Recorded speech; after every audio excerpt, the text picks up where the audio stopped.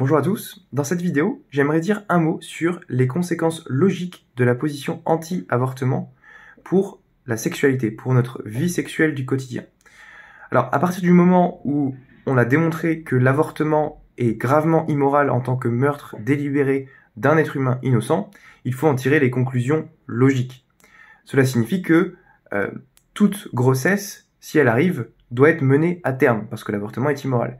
Mais si toute grossesse doit être menée à terme, ça veut dire que toute personne qui s'engage dans une relation sexuelle doit être potentiellement prête à mener une grossesse à terme, parce que toute relation sexuelle est potentiellement féconde. C'est-à-dire que même si vous utilisez la contraception, on sait bien tous aujourd'hui que aucun moyen de contraception n'est fiable à 100%.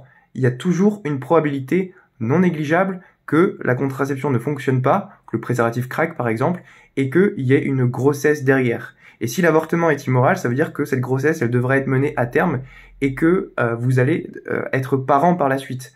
Or, les nouveau-nés ont le droit de grandir dans le cadre d'un amour stable avec une saine responsabilité parentale.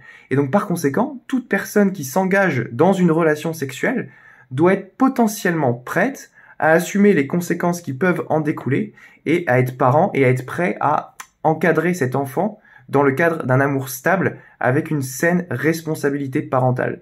Et donc, personne doit s'engager dans une relation sexuelle si il n'a pas cette stabilité ou qu'il n'est absolument pas prêt à avoir un enfant. Ce sont des conséquences qui sont contraires à ce que nous dit la société, mais ce sont les conséquences logiques de l'immoralité de l'avortement.